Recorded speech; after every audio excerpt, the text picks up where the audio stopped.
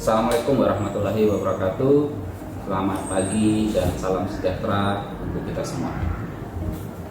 Perkenalkan, nama saya Salmon Eskom Mkom, dosen tetap program studi Sistem Informasi SMK Widya Cipta Dharma, Samarinda, Provinsi Kalimantan Timur.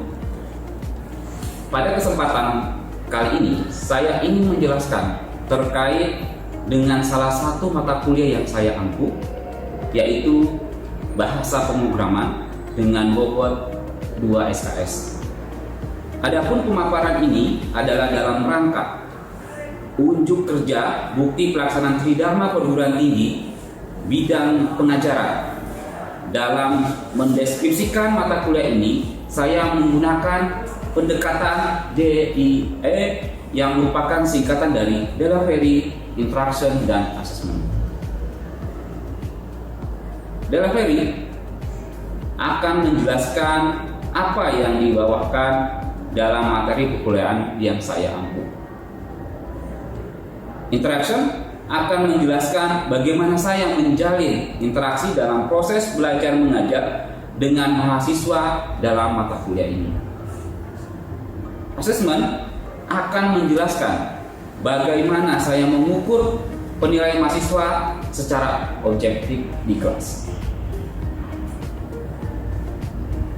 Izinkan saya terlebih dahulu menjelaskan capaian profil lulusan untuk program studi meliputi 1. Menerapkan konsep dan teori dasar pemrograman komputer berbasis prosedural dan object oriented untuk membantu memecahkan masalah. Yang kedua, menggunakan berbagai pendekatan pemrograman dalam pengembangan sistem aplikasi TIK. Yang ketiga, memecahkan masalah komputasi dengan penggunaan struktur data yang sesuai. Yang keempat, membangun aplikasi sederhana di lingkungan berbasis web dan perangkat bergerak serta dalam desktop. Ya, kemudian ada capaian pembelajaran mata kuliah, memahami konsep dasar dari pemrograman visual dan operasinya serta dapat menerapkan proses pembuatan program dengan bahasa pemrograman visual. Disiplin mata kuliah ini memberikan kemampuan kepada mahasiswa untuk memahami, mengenal, dan menjelaskan serta dapat membuat program sederhana terkait materi platform Microsoft.NET, form dan objek kontrol, operator, pencabangan, perulangan, fungsi array, prosedural, function, modul, dan database. Sebelum saya memperlihatkan teknik mengajar, terlebih dahulu saya akan menyampaikan terkait kontrak perkuliahan di mana terdapat 3 unsur penilaian, yaitu tugas dan kehadiran bobotnya 15%, UTS bobotnya 35%, dan UAS bobotnya 50%. Dengan catatan kehadiran menjadi prioritas dalam penilaian akhir mata kuliah yang saya ampu. Perlu diketahui, aplikasi e-learning perguruan tinggi yang saya gunakan bernama Twilab. Di sini digunakan untuk mengupload materi dan absensi mahasiswa secara online serta ujian tengah semester dan ujian akhir yang semuanya dilakukan secara online. Kemudian untuk proses pembelajaran lain saya juga menggunakan Google Meet. Baiklah, saya akan menampilkan suatu proses pembelajaran saya di kelas dengan aplikasi Google Meet. Selamat menyaksikan.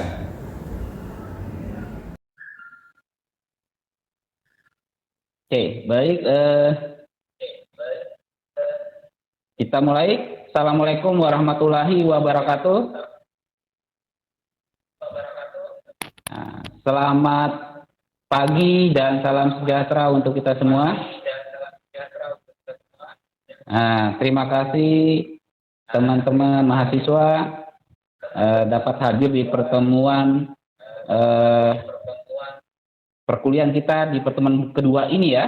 Kemudian juga materi minggu kemarin juga kita sudah singgung tentang sejarah dari bahasa pemrograman yang kita ambil materinya ini yaitu pemrograman visual.net. Jadi pemrograman visual 2012 yang kita akan gunakan di mata kuliah bahasa pemrograman ini. Nah, kita sudah belajar di minggu kemarin tentang penggunaan text box, ya, penggunaan tombol button, ya. Nah, itu salah satu tool yang digunakan untuk mendesain sebuah program. Kita lanjut di materi kedua tentang mata kuliah bahasa pemrograman, ya. Ya, ini bobotnya yang supaya kita bahas minggu kemarin adalah 2 SKS. Nah, ini pertemuan kedua. Ya, kita lihat materinya tentang form dan objek kontrol. Ya, tentang form dan objek kontrol.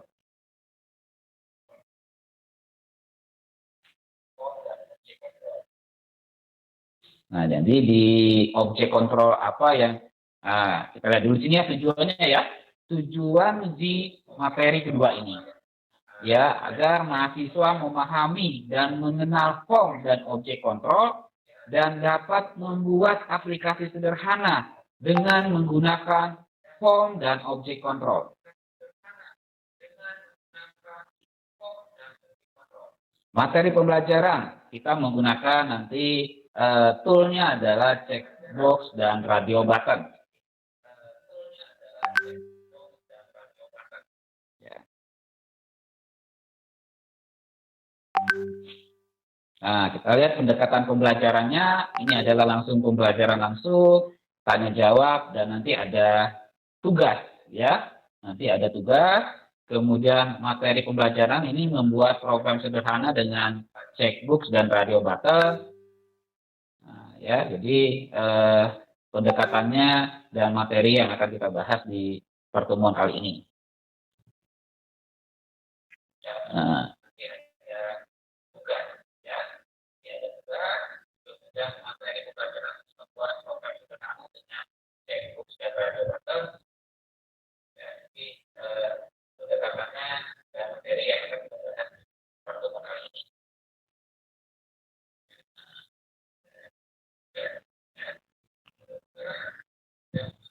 Ya, nanti ada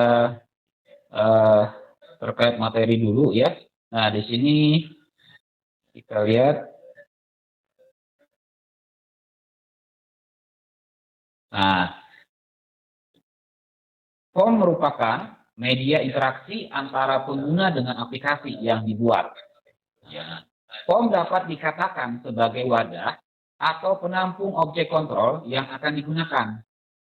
Form juga dapat dikatakan objek karena dapat memberikan reaksi saat menemui suatu kejadian. Form dapat dikategorikan menjadi dua, ya. Yang pertama ada form dinamis, yaitu form yang dapat dimanipulasi atau diubah bentuk serta disisipi oleh objek kontrol yang berisi perintah-perintah yang diperlukan oleh aplikasi yang akan dibuat.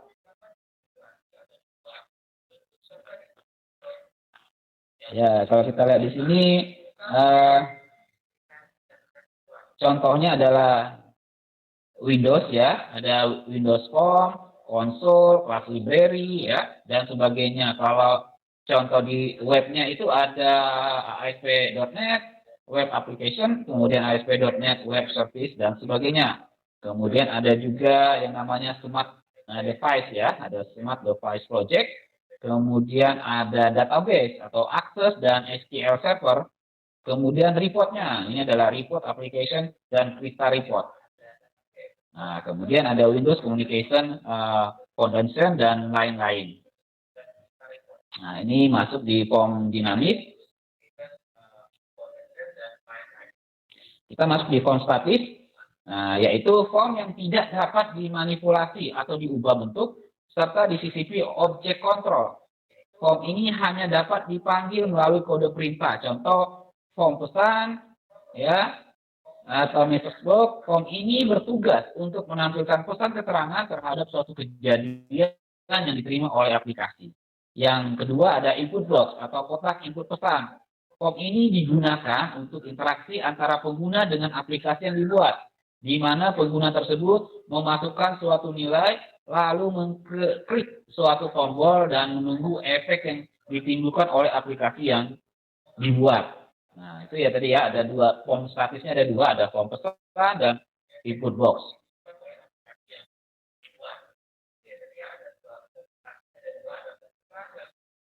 Nah, kita masuk di objek kontrol. Yang pertama ada label, textbox, dan button. Label merupakan objek kontrol yang dapat menampilkan output tetapi tidak dapat memberikan input pada saat dijalankan. Nah, kemudian textbox merupakan objek kontrol yang dapat diberikan input pada saat program dijalankan. Kemudian button merupakan objek kontrol yang dapat mengeksekusi perintah-perintah yang telah diberikan.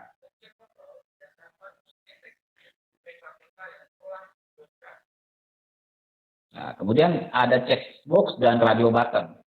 Checkbox merupakan objek kontrol yang berfungsi untuk memilih beberapa item data. Dengan objek ini, Anda dapat lebih dari satu pilihan dan bahkan memilih semua pilihan tersedia. Kemudian untuk radio button, fungsi hampir sama dengan checkbox, tetapi hanya dapat memilih satu pilihan yang tersedia.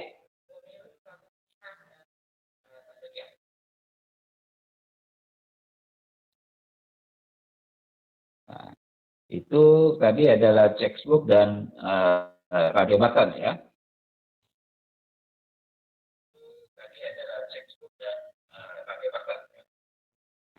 Ada lagi combo box dan list box.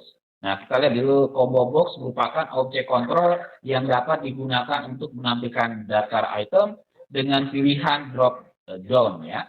Kemudian untuk list box apa? Merupakan objek kontrol yang jauh berbeda dengan combo box, hanya saja pada list box menu daftar pilihan ditampilkan secara keseluruhan. Nah, kalau tadi untuk combo box hanya satu persatu ya. Kalau list bisa secara keseluruhan isi data yang ada masuk di dalam list tadi.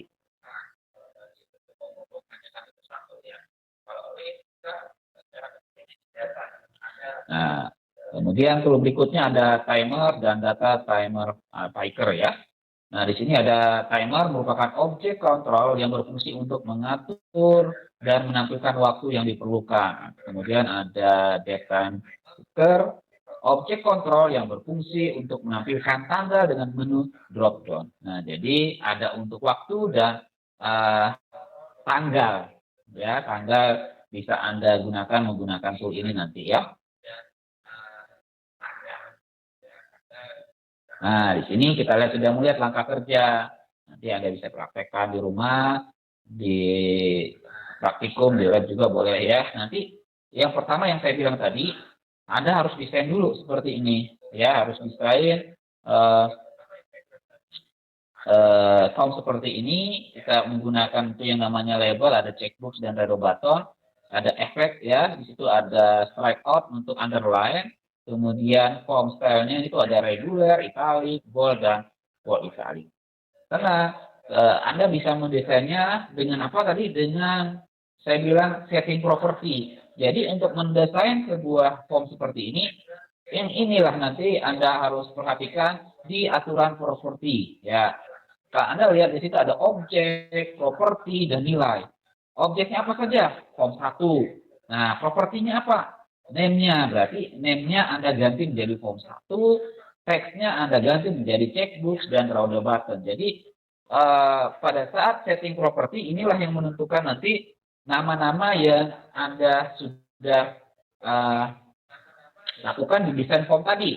Nah, yang kita gunakan selain label 1 ada namanya group box tadi ya. Group box, teksnya Anda rubah menjadi efek. Kemudian group box 2, teksnya Anda rubah menjadi font style. Kemudian checkbox 1, Anda rubah menjadi strike out. Checkbox 2, Anda merubah menjadi namanya menjadi underline. Radio button 1, teksnya Anda rubah menjadi regular. Radio button 2, teksnya Anda rubah menjadi italic. Radio button 3, teksnya Anda rubah menjadi bold. Dan radio button 4, teksnya Anda rubah menjadi bold italic.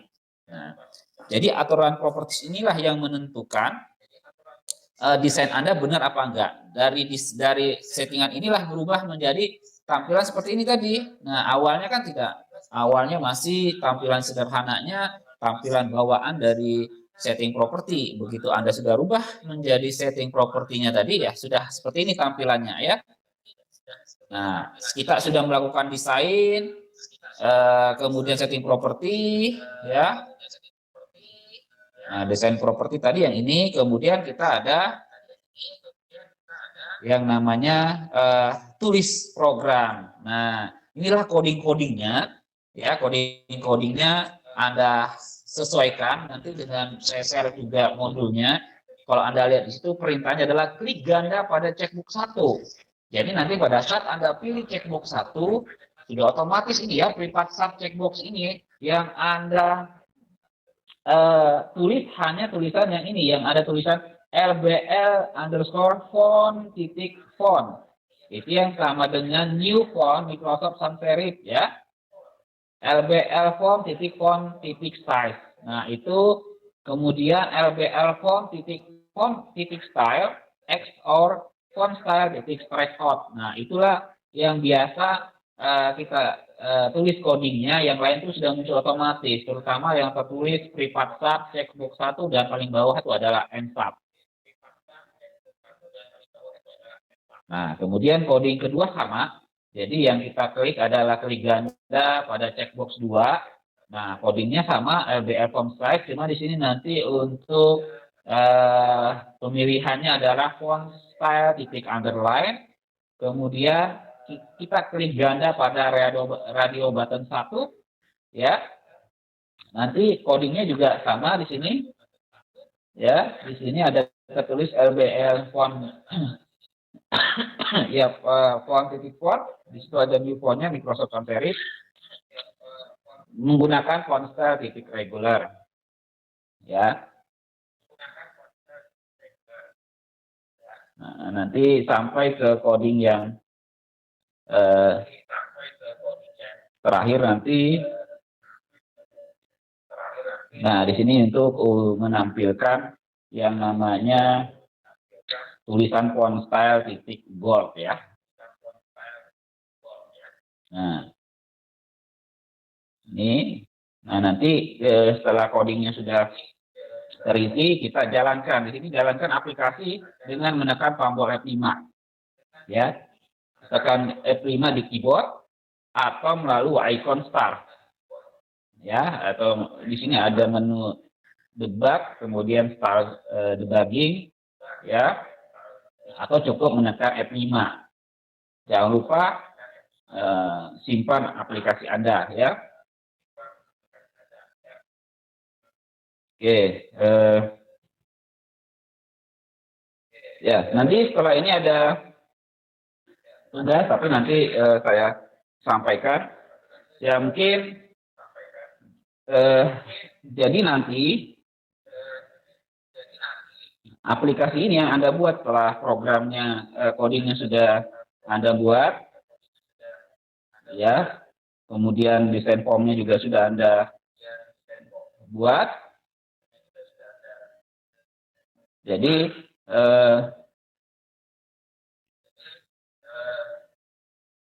formnya nanti berjalan sesuai pilihan Anda ya. Pada saat kita lihat dulu tampilan dari formnya.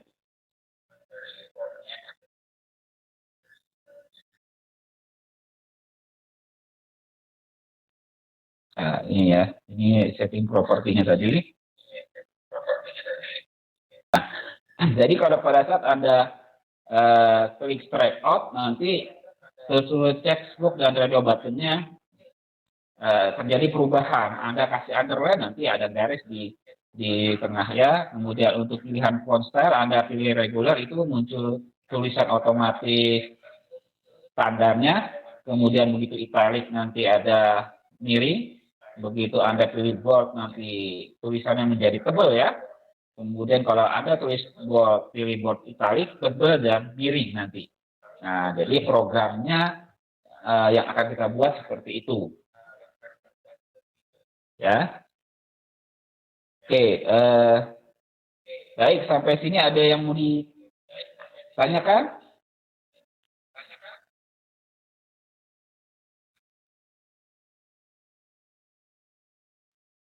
Ada Pak. Ya. Biasanya tool apa aja sih? Tool dasar apa aja sih yang biasa digunakan untuk buat aplikasi sederhana? Ya, oke. Terima kasih atas pertanyaannya tadi. Biasanya yang aplikasi-aplikasi sederhana kita menggunakan tools yang biasa standar ya, standar yang kita gunakan seperti textbook, kemudian label, ya. Tombolnya tadi kita yang toolnya bernama button, ya. Kemudian kalau ada pemilihan, misalnya Anda menggunakan jenis kelamin, ya, filenya jenis kelamin itu biasa menggunakan combo box, ya. Kemudian biasanya ada pilihan, misalnya Anda membuat aplikasi kasir nih ya, ada pilihan menu, itu biasanya selain combo box kita juga bisa menggunakan list box ya. Nah, selain itu biasanya kalau Anda nanti membuat aplikasi menggunakan database, ada tabel yang kita gunakan. Biasanya itu namanya nanti adalah data grid. Jadi pada saat Anda sudah input data, Anda tidak langsung lihat ke database, kan buka database perlu waktu lagi. Jadi cukup di dalam form itu Anda masukkan, sisipkan satu tool namanya data grid. Jadi begitu Anda simpan, isinya sudah langsung masuk di data grid tadi, data yang Anda inputkan. Biasanya input data barang, input data makanan, ya, tergantung judul aplikasi yang Anda buat. Ya, gimana? Cukup jelas ya? Jelas Pak. Oke. Nah, ada lagi yang ingin bertanya? Ayo tanya, silakan. Nanti pertanyaannya saya lempar ke teman-temannya, ada yang bisa jawab nggak? Karena sesuai dengan materi yang minggu kemarin juga sudah saya bahas ya. Ya, juga mungkin ada temannya yang belum mengerti atau lupa, bisa ditanyakan kembali. Ayo, silakan.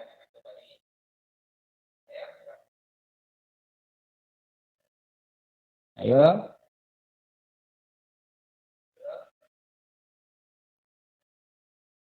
Boleh Julia, boleh siapa lagi? Theo boleh. Ya, silakan apa yang ditanyakan, nanti mungkin ada teman-teman yang bisa jawab. Saya kasih poin nih nilainya nih.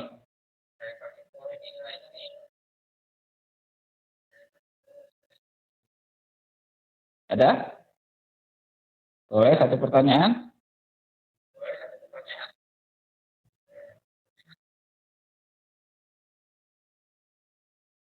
Ayo.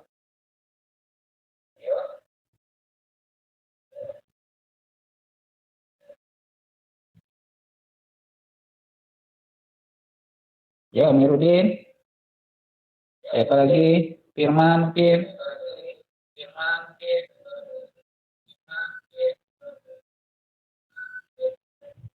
Nah, atau ini, saya gini aja deh. Siapa yang bisa jawab? Misalnya gini ya, coding untuk keluar dari aplikasi apa? Ya, siapa yang bisa jawab? Sudah ada kisi-kisinya minggu kemarin. Saya ada?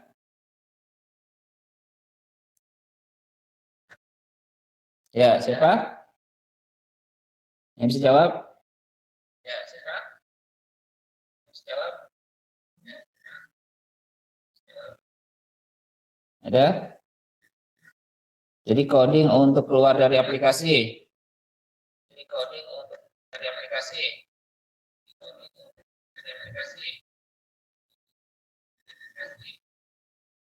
Ya, Theo, bisa jawab. Jawabannya klub, Pak. Oke, tahu anu ya codingnya close ya. Oke. Oke, sip. Nah, oke. Waktunya juga sudah hampir ini. Nanti ada tugas ya, tugasnya. Nah, tugasnya kan tadi kita sudah lihatkan pada contoh 1, ya. Nah, nanti tambahkan tombol keluar. Nah, tapi tombol keluarnya kan tadi pakai saya bilang close ya. Nah, kalau ini tambahkan, jadi ada pilihan nanti begitu Anda klik tombol keluar, muncul pilihan tombol yes, tombol no, tombol cancel. Nah, jadi ada tombol 3 tombol lagi muncul.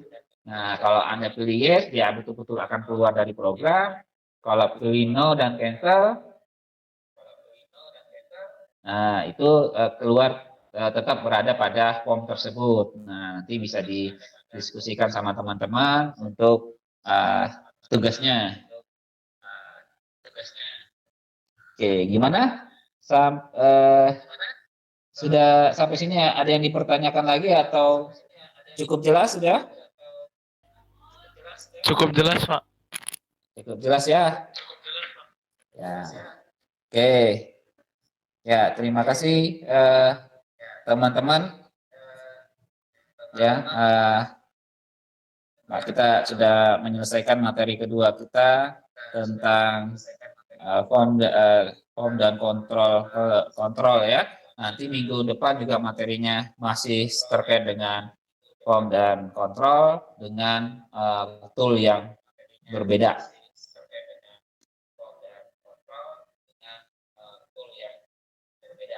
Oke, ya sekian dari saya, kurang lebihnya mohon maaf. Terima kasih atas perhatiannya.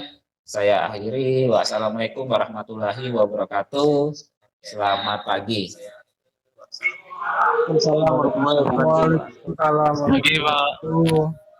Terima kasih, Pak.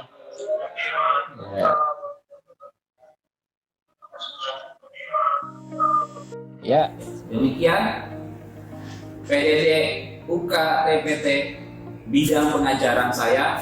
Semoga apa yang saya sampaikan dapat bermanfaat dan sampai jumpa lagi di lain kesempatan.